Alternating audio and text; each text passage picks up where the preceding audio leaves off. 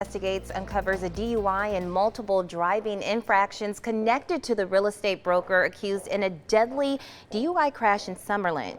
Chief Investigator Darcy Spears shows you how Scott Gragson and his legal team have worked hard to give him multiple second chances. From speeding tickets reduced to parking violations and a previous DUI reduced to reckless driving, Scott Gragson has been able to make the system work to his advantage. Scott Russell Gragson is the grandson of a former Las Vegas mayor and the father of a NASCAR driver. He's wealthy, well-connected, and influential, and now he's an accused felon.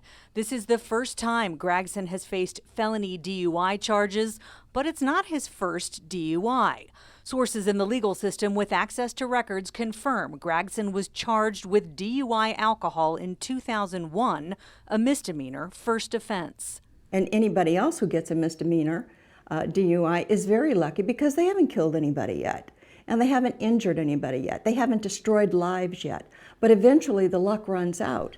Court records show back in 2001, after being charged with DUI alcohol, Gragson pleaded guilty to a lesser charge of misdemeanor reckless driving. He was sentenced to DUI school and a victim impact panel and had to pay $560 in fines. And unfortunately, when that happens, I think people have a tendency to lose the seriousness of the crime. We spoke to Sandy Heverly of Stop DUI last August about drivers whose DUI charges have been reduced to reckless driving. When you're driving under the influence, you're a potential killer.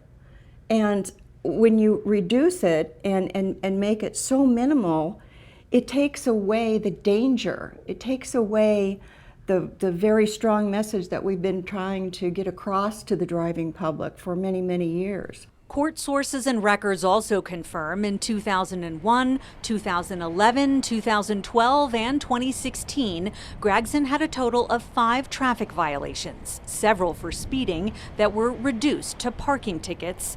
With help from attorneys, he was able to get the infractions reduced after attending traffic school.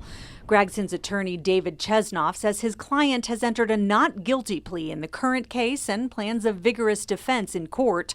He dismisses discussion of prior cases as speculation. 13 Investigates has also learned from a knowledgeable source that Gragson was seen with a drink in his hand while behind the wheel at the Ridges guard gate minutes before the deadly crash. Attorney Chesnoff said he has not seen the security video and doesn't comment outside of court on things that could be evidence.